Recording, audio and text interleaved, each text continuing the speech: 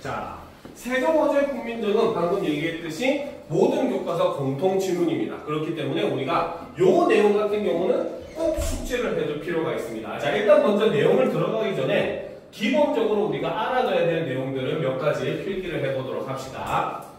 자, 먼저 훈민정음의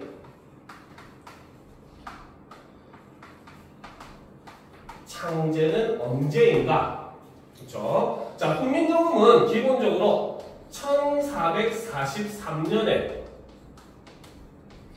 창제 만들어집니다. 알겠죠? 하지만 3년간의 검토 과정을 거쳐서 1446년에 반포가 돼요. 그래서 백성들에게 알린 거는 1446년입니다. 이런 글을 만들었다라고 알려준 건 1446년이라는 거죠. 자, 그러면 이제 이 훈민정음의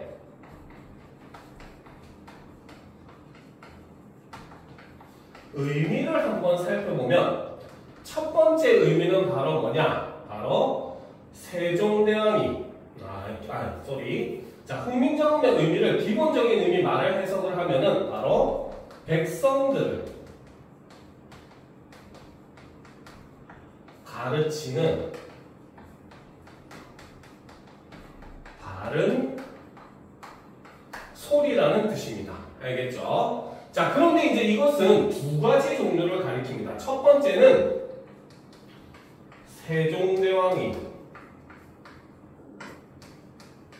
만든 문자 체계 그 자체를 우리는 훈민정음이라고 이야기를 하죠. 알겠습니까? 그런데 두 번째로는 바로 세종대왕이 만든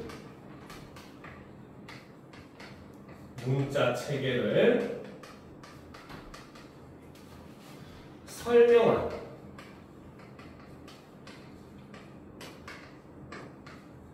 책 이름도 우리는 훈민정음이라고 이야기를 합니다.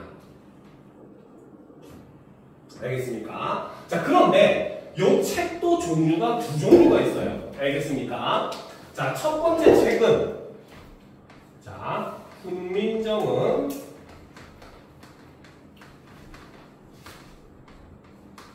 해례본이라고 하는 게 있어요. 알겠습니까? 자, 훈민정음 해례본은 세종대왕 때, 세종 때 편찬이 됩니다. 즉, 이거는 세종대왕님이 이 문자를 만들고 바로 책으로 만든 게 우리는 훈민정음 해례본이다라고 보면 되는 거예요. 알겠죠? 그런데 이 훈민정음 해례본은 세종 때 편찬이 됐는데 이 해례본의 특징은 바로 뭐냐? 한자를 이용해 기록이 되어 있습니다. 기록이 됩니다. 알겠습니까? 그래서 우리가 여기 보면 나란 말싸미라고 되어 있는데 해례본에 따르면 아예 한자말로 북지어음 이런 식으로 표기가 되어 있어요. 한자말로. 알겠죠? 자, 그러던 것이 자, 훈민정음 언해본이라고 하는 게 나중에 등장을 해요. 알겠죠? 언해라고 하는 것은 훈민정음으로 번역하다라고 하는 뜻입니다. 알겠죠? 그래서 이 훈민정음 언해본 같은 경우는 세조 5년, 즉 세종대왕이 돌아가시고 난 세종 사후에 편찬이 됩니다. 알겠습니까? 그리고 아까 얘기했듯이 언해본이라는 이름에 맞게 바로 뭐다? 훈민정음으로 기록이 되어 있죠. 정확하게는 해례본을 번역한 것이 훈민정음으로 번역한 것이 훈민정음 언해본이고 우리가 지금 배우고 있는 것은 바로 이 훈민정음 언해본을 배웁니다. 알겠습니까? 자, 그러니까 아주 기초적인 함정 문제로 이런 게 많이 등장을 해요. 윗글에 대한 설명으로 옳은 것은 틀린 것은 이래놓고는 보기에 뭐라고 되어 있느냐? 위글은 세종 사후, 세종대왕이 죽고 나서 지어진 글이다. 이러면 학생들은 세종대왕님이 훈민정음을 만들었는데 훈민정음 이 글이 세종대왕님이 죽고 나서 적혔다고? 틀렸네 하는데 자기가 틀리는 거죠. 그렇죠? 바로 언해문 자체는 바로 세조 5년. 세종대왕 다음이죠. 그렇죠? 문종, 단종 다음에 세조거든요. 그래서 세조 5년에 이 책이 만들어진다. 그래서 이 책은 세조 5년, 즉 세종 사후에 지어졌다라는 거 우리가 꼭 유념을 해둘 필요가 있습니다. 알겠죠? 하지만 여전히 15세기 1400년대이기 때문에 15세기 국어의 모습을 우리가 제대로 볼 수 있는 기록물이다라고 볼 수 있습니다. 그래서 제목 옆에다 써놓읍시다. 바로 이거는 15세기 국어의 모습을 나타낸다 라고 볼 수가 있어요. 자, 그러면 이제 처음부터 한번 보도록 합시다. 자, 여기서 보면 아까 얘기했듯이 생종, 엉쟁, 훈민, 정금 이렇게 돼 있지, 그치? 정확하게는 여기 종자의 받침만 뭡니까? 옛, 이음. 그죠? 그 다음에 훈민, 정금 할 때 정자의 받침도 옛, 이음. 이렇게 사용을 하는 겁니다. 알겠죠? 자, 그리고 이제 요거를 표시합시다. 색깔 나는 걸로 내고, 쟁, 훈민, 정음. 자, 얘네를 이렇게 색깔 나는 걸로 네모를 칩시다. 자, 요 네모 친 것들은 전부 다 아까 설명했던 동국 정운식 표기의 특징이 잘 드러나는 부분이죠. 자, 물론 여기서 여러분들이 착각하지 말아야 될 건 하나가 있습니다. 알겠죠? 바로 뭐냐? 모든 한자음의 표기는 사실 이때 당시에는 다 동국정운식 표기를 따랐다고 보는 거예요. 그런데 요것들을 특별히 네모치는 이유는 바로 뭐냐? 동국정운식 표기의 특징이 잘 드러나는 표기들이기 때문에 요것만 따로 표기를 하는 거지, 실질적으로 한자 표기는 동국정운식 표기를 사용했다 하면 맞는 말이 되는 거예요. 알겠습니까? 자, 그래서 이렇게 동국정운식 표기를 사용해서 제목을 사용을 했죠. 그래서 해석을 하면은 세종대왕님이 만드신 백성들을 가르치는 바른 소리다, 이런 의미입니다. 알겠습니까? 자, 필기할 곳이 적기 때문에 선생님이 여기다가 하나하나 필기를 해줄 거예요. 알겠죠? 자, 그러면 보도록 합시다. 먼저 나라, 그렇죠? 밑줄 쳐놓읍시다. 자, 숫자는 표시 안 해도 돼요. 선생님은 여기다 여러분들 구분하기 쉬우라고 숫자 넣어서 표기를 할 건데, 여러분들 그냥 바로 밑에다 필기하면 됩니다. 알겠죠? 자, 첫 번째 우리가 나라이라고 하는 것은 바로 뭐다? 나라라고 하는 낱말에 플러스 시읒. 요 시읒은 바로 관형격 조사를 사용을 한 거죠. 자, 그 중에서 여기서 이 나라라고 하는 낱말 자체가 바로 뭐다? 무정명사이기 때문에 뒤에 관형격 조사로 시옷을 사용했다. 선생님이 아까 얘기했었죠? 유정명사의 경우는 에나 의를 사용했다고. 그래서 무정명사이기 때문에 관형격 조사로 시옷을 사용을 하고 있습니다. 알겠습니까? 자, 그 다음 두 번째 말싸미 밑줄 치도록 합시다. 자, 말싸미 같은 경우는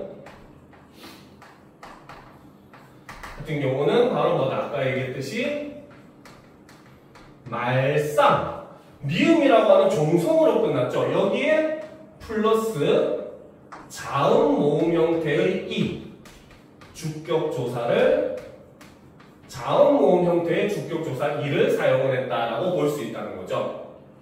자, 그리고 이것이 아까 얘기했듯이 말싸미가 되면서 바로 이어적기도 함께 사용이 되었다. 이렇게 볼 수 있습니다. 알겠습니까? 자, 그 다음 듀귀 역시 동국정운식 표기이기 때문에 발음인 듀귀 여기에다가 네모를 쳐놓읍시다. 알겠죠? 자, 그 다음 여기에 에. 자, 여기는 3번이라고 해놓을게요. 자, 여러분들 그냥 밑에다 쓰면 돼요. 자, 여기서 이제 바로 이 에라고 하는 거 혹은 에로 사용을 해도 되죠. 얘네는 여기서는 비교, 부사격, 조사, 현대말로 하면 와, 과의 의미입니다. 알겠죠? 자, 그래서 해석을 하면 나라의 말이 중국과 이렇게 해석을 해야 되는 거예요. 알겠죠? 자, 그 다음 달아.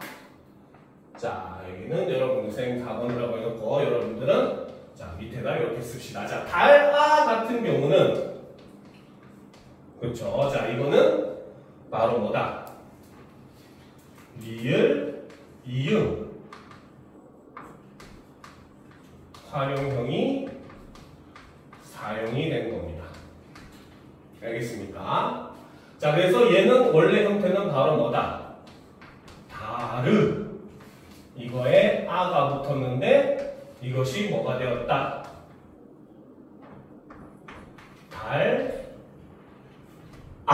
아가 되면서 바로 리을, 이응 활용형이 사용되었다라고 볼 수 있다는 거죠.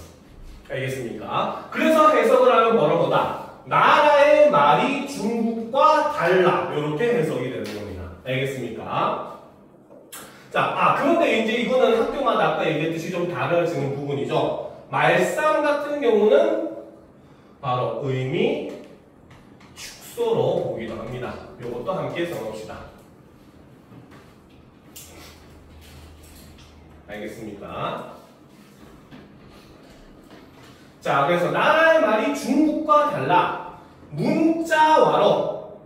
자, 여기서 자. 요것도 역시 동정식 표기죠. 여기 원래는 그럴 문자 이렇게 들어가야 되는데 한자가 빠졌죠. 그래서 문자와로, 문자와 서로. 자, 사마띠. 자, 사마띠 같은 경우도 우리가 살펴봐야 돼요. 선생님은 여기다 써놓을게요. 자, 사마띠 같은 경우는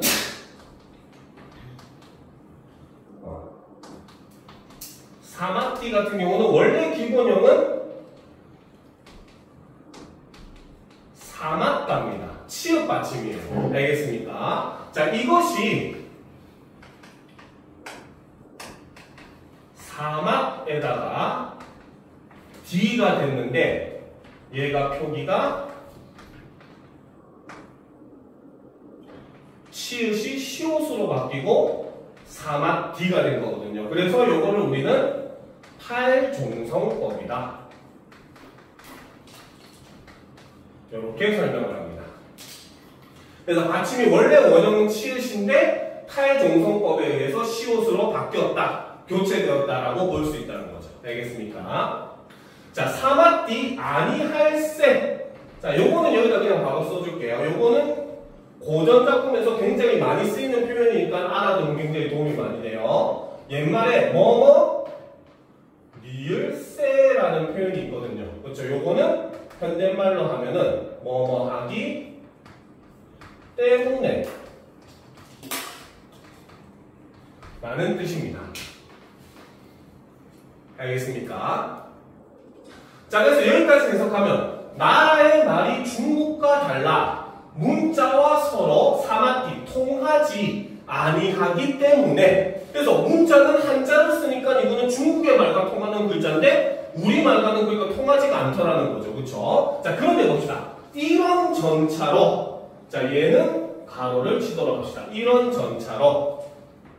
자, 이런 전차로는 현대말로 해석하면은 이런 까닭으로 라는 뜻이거든요. 알겠습니까? 자, 그런데 앞말의 끝이 뭐야? 뭐뭐 하기 때문에 이런 까닭으로 의미상 서로 어떻게 돼요? 두 개가 사실은 똑같은 의미잖아요. 그렇죠? 그렇기 때문에 이런 전차로 같은 경우는 뭐뭐 리을세와 의미상 중복이 됩니다. 알겠습니까? 그러니까 어떻게? 문맥상 생략이 가능하다는 거죠. 요것도 숙명여고에서 예전에 한 10년 전에 나왔던 문제예요.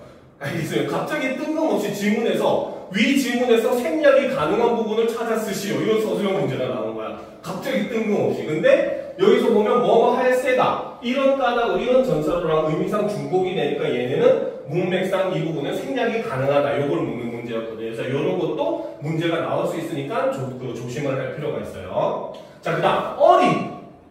자, 색깔 있는 걸로 동그라미 칩시다. 그렇죠? 자, 지금부터 요 색깔 있는 걸로 동그라미 치는 것들은 바로 뭐다? 국어의 역사성을 나타낸다.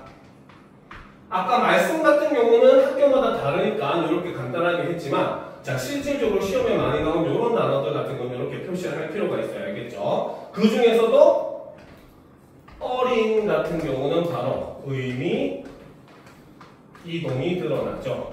그래서 중세는 어리석은 어리석다 이런 뜻이었는데, 이것이 현대로 오게 되면은 바로 뭐다? 나이가 적은 이라는 의미로 완전히 변화를 하게 되는 겁니다. 알겠습니까?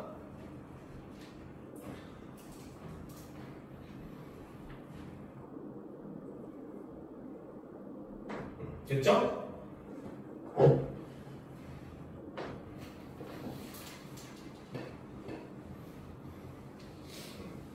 됐습니까? 그렇죠? 자, 그 다음 어린 백시영이. 자, 요 백시영이라고 하는 낱말을 보니까 주격조사가 앞에 성자가 뭡니까? 받침 이응이 있는 발음이잖아요. 그죠? 셩이라고 해서 이응 받침이 발음이 되니까 주격조사로 뭡니까? 자음 모음의 이형태가 온 거예요. 알겠습니까? 그래서 요거를 보면서 우리가 확실히 자음으로 끝나는 낱말 뒤에는 자음 모음의 이형태가 온 주격조사로 온다라는 걸 우리가 확실하게 알 수 있다는 거죠. 알겠습니까? 자, 그러면 조금 올려놓고 보도록 합시다.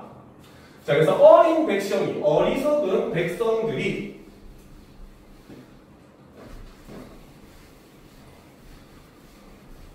자, 니르고저. 자, 다시 일본어로 할게요, 선생님은. 여러분들 그냥 밑에 쓰면 돼요. 자, 현대말로는 이게 어떻게? 이르고자. 요런 형태가 되고, 여기서는 우리가 두음 법칙이 사용되지 않았다. 바로 두음 법칙 미적용이라고 하는 걸 알 수 있다는 거죠. 알겠습니까? 자, 그 다음 홀빼. 자, 2번. 자, 요거는 여기다 선생님이 적어줄게요. 홀빼. 자, 이거는 자, 조금 복잡한 형태를 가지고 있어요. 알겠죠? 원래는 할이라는 낱말입니다. 알겠죠? 하다 이거죠. 근데 여기에 플러스 뭐가 붙었다? 여린 히읗이 여기 붙죠. 이거를 우리는 절음부호.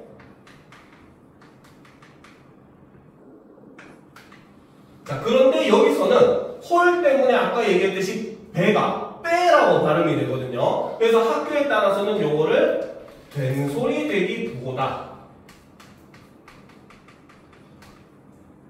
요렇게 설명을 하기도 합니다. 알겠습니까? 자, 그리고 여기에 자, 배는 사실 바에다가 이게 현대말로 하면 의존명사죠.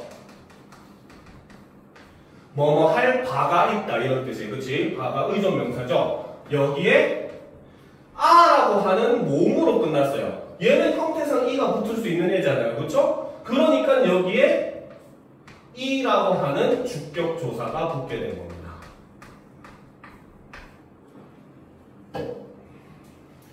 알겠습니까? 그래서 해석을 할 때 할 바가 있어도 이렇게 해석이 된다는 거죠. 알겠습니까?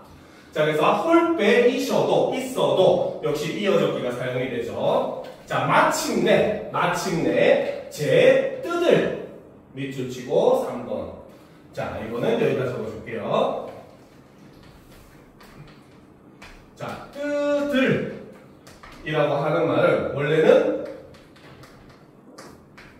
뜻 여기에다가 플러스 목적격 조사 을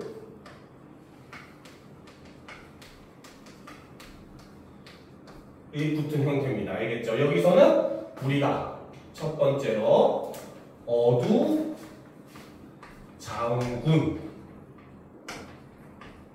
바로 비읍 디귿이 사용이 되었죠. 그리고 두 두 번째로 역시 이어적기가 사용이 되고 있습니다. 알겠습니까? 됐죠? 자, 그래서 마침내 제 자신의 뜻을 실어서 펴디. 자, 이거는 현대로 오면은 펴지가 되거든요. 그렇죠? 역시 중세 시대에는 국외음화 역시도 적용이 되지 않았다. 국외음화 미적용이 된다는 거죠.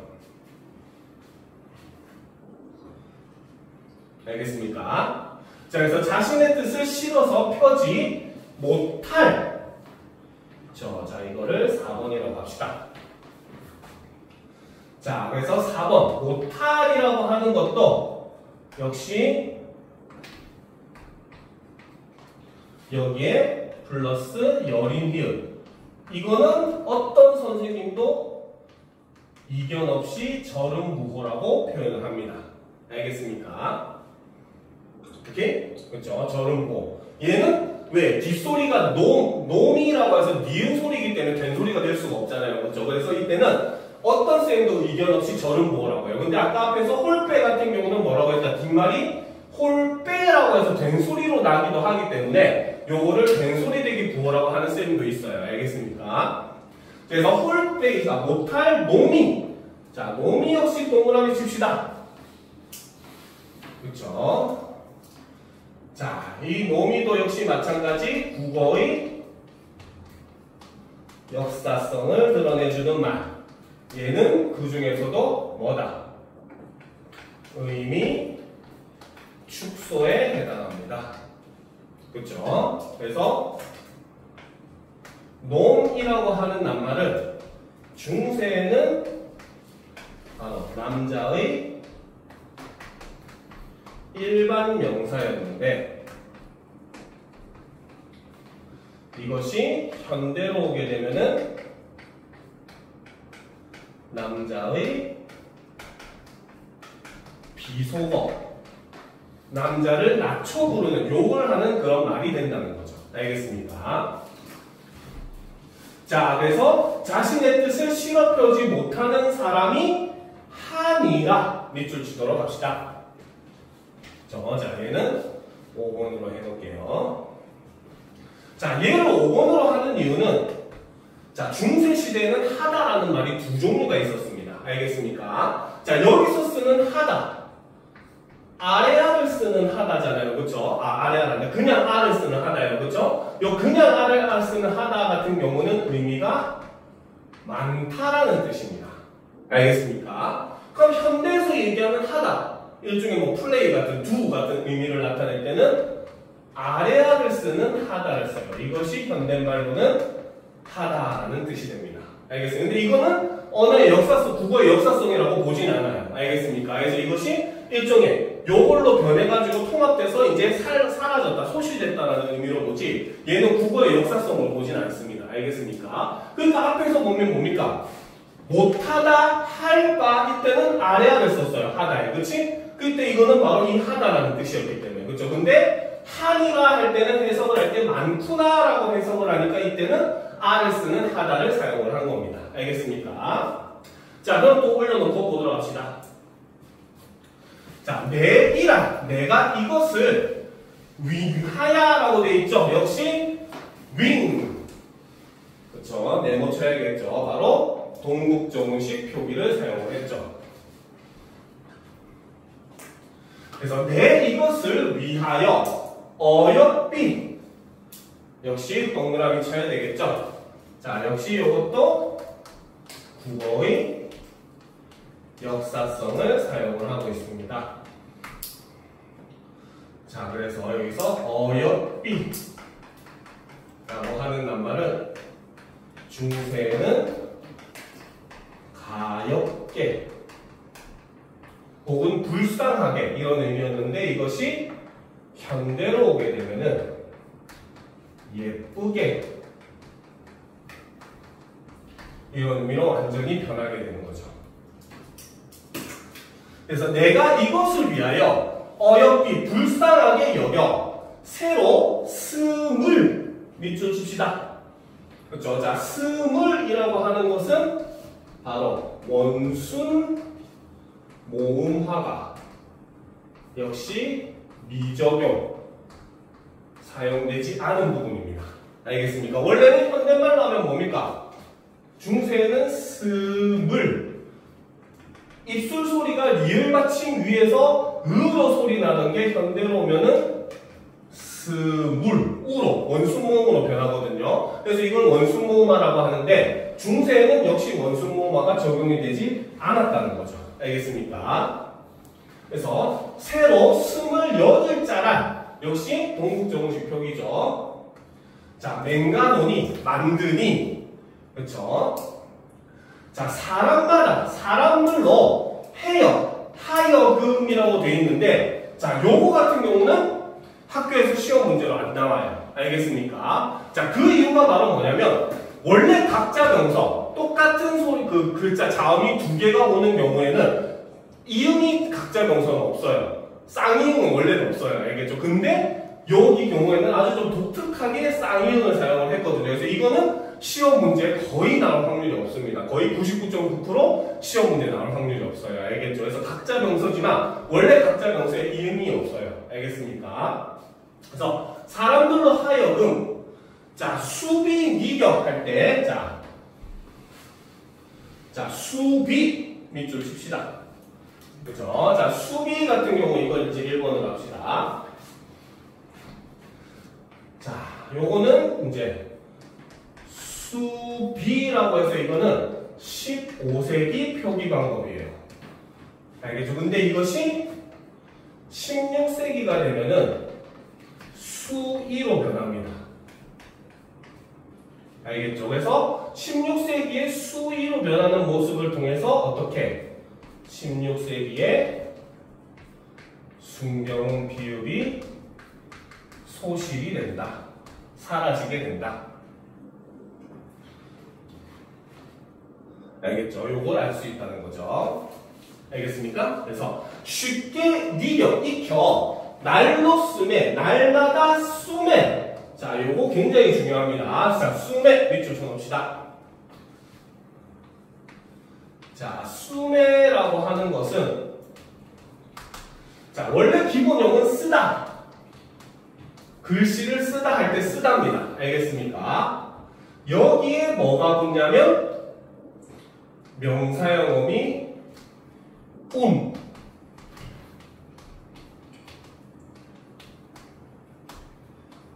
어미로 um이 붙고 그 다음 여기에 에라고 하는 부사격 조사가 붙습니다.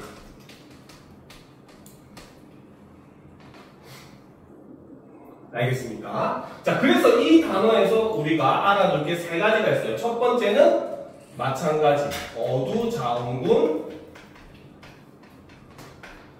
비읍 시읒을 사용을 했다. 그죠? 그 다음 두 번째 바로 명사형음이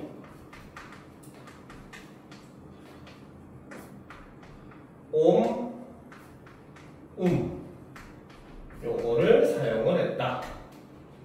그리고 세 번째가 바로 이어적기를 사용했다. 이렇게 세 가지를 우리가 요 한 단어에서 알 수 있다는 거죠. 알겠습니까? 알겠죠? 이런 복잡한 것 같은 거 시험에 잘 나오니까 특히나 잘 유념을 해서 봐둬야 됩니다. 알겠죠? 그래서 사람들마다 쉽게 익혀서 매일 사용하는 것에 변안 역시 동국정음식 표기죠. 변안 기, 하고 저, 할 역시 이 할도 뭡니까? 마찬가지 절음보를 사용을 하고 있죠. 할, 따람이니라. 그렇죠. 이것도 역시 따람이니라인데 역시 이어적기를 쓴 겁니다. 알겠습니까? 그래서 여기서도 역시 이어적기를 사용을 하고 있죠. 알겠습니까? 자, 그래서 이게 바로 이제 세종어제 훈민정음 바로 언회본에 나와있는 정확하게 정인지 서문이라고 해서 정인지라는 학자가 쓴 내용입니다. 알겠습니까? 자, 그런데 여기서 우리가 또 추가로 알 내용들이 몇 가지 있습니다. 자, 해석 부분을 보도록 합시다. 자, 우리나라의 말이 중국과 다르다 라고 얘기를 하고 있죠. 그렇죠? 자, 여기서 우리는 훈민정음의 창제 정신 첫 번째 바로 자주 정신을 볼 수가 있습니다. 즉 우리는 우리의 것이 있지 중국과 우리의 것은 다르다라고 하는 걸 인식하는 내용이라는 겁니다. 알겠습니까? 자, 그래서 훈민정음 창제 정신 첫 번째 자주 정신이 드러나죠. 그래서 문자와 서로 통하지 아니하기 때문에 이런 까닭으로 어리석은 백성이 말하고 하는 바가 있어도 마침내 제 뜻을 실어펴지 못하는 사람이 많구나. 그렇죠? 자, 일단 꺽쇠로 표시합시다. 이런 까닭으로부터 못하는 사람이 많다까지 꺽쇠로 표시해 봅시다. 자, 그리고 밑으로 내려가서 자, 내가 이것을 위해서 여기서 말하는 이것이 바로 요 꺽쇠로 표시한 요거죠. 그렇죠? 자, 그런데 내가 이것을 위해서 백성들을 가엾게 생각했다는 거죠. 자, 여기서 우리는 훈민정음의 창제정신 두 번째 백성들을 가엾게 여기는 마음 애민정신을 볼 수가 있습니다. 알겠습니까? 자, 그런데 이제 이 세 번째 새로 28글자를 만드니 요거 같은 경우는 학교마다 달라요. 요거는 학교 쌤님이 치는 쌤님도 있고 안 치는 쌤도 있어요. 알겠죠? 그래서 요거는 가로로 표시할게요. 자, 이거를 치게 되면은 창제정신이 세 번째가 되고 이거는 창조정신이다. 새로운 걸 만들어내는 정신이다. 이렇게 얘기합니다. 근데 안 치는 경우가 많아요. 알겠죠? 이거는 뭐 비율로 치면 학교별로 이제 안 치는 학교가 한 7, 치는 학교가 한 3, 요 정도 돼요. 알겠죠? 그래서 새로 28글자를 만드니 모든 사람들로 하여금 쉽게 익혀 날마다 쓰는데 편하게 하고자 할 따름이다. 이게 바로 창제정신. 아까 창조정신을 치면 네 번째가 되는 거고 안 치면 세 번째가 되겠죠. 그렇죠? 이거를 우리는 실용정신이다. 이렇게 얘기를 합니다. 알겠습니까? 자, 그럼 이제 여기까지 다 했고 한 가지만 더 필기를 하고 오늘 수업을 마무리하도록 합시다. 알겠죠? 자, 아까도 얘기했지만 훈민정음은 28개의 글자를 만들었어요. 그런데 지금 현대에 있는 한글은 24개의 자모로 이루어져 있어요. 물론 여기에는 뭡니까? 그 쌍자음이라든지 이중모음은 뺀 거예요. 알겠죠? 근데 문자 체계가 우리나라 현대랑은 좀 다른 모습을 보여줍니다. 알겠습니까? 자, 그러면 우리가 여기다 하나 적을게 바로 훈민정음 28자 28개의 글자에 대해서도 알아볼 필요가 있겠죠? 자, 첫 번째 자음에는 자, 기역, 니은, 디귿, 리을, 미음, 비읍, 시옷, 이응, 지읒, 치읒, 티귿, 티읒, 티귿, 피읒, 히읗. 요거까지는 현대랑 똑같아요. 그렇죠? 근데 여기에 추가되는 게 바로 여린 히읗. 그렇죠? 그 다음에 옛 이응. 그 다음에 단지음 시읒까지 3개가 더 추가가 됩니다. 자, 그 다음 이제 두 번째 모음은 그렇죠? 자, 바로 아래야. 그렇죠? 그 다음에 아, 야, 어, 여, 오, 요, 우, 유, 으, 이 이렇게 포함이 돼요.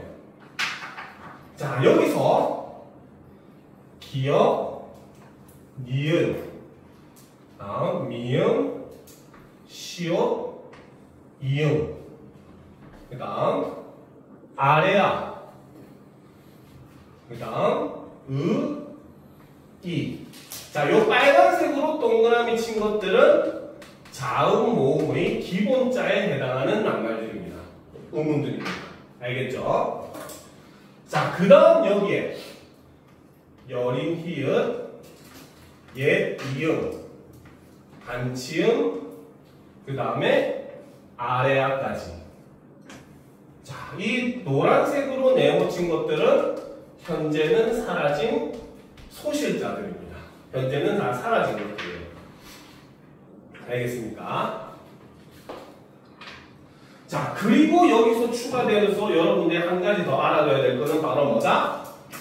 야, 여, 요, 유.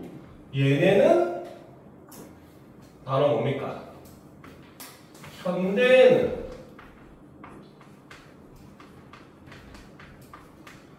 이중모음으로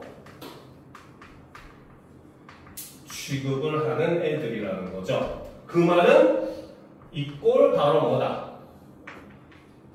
중세와 현대의 모음 분류 체계가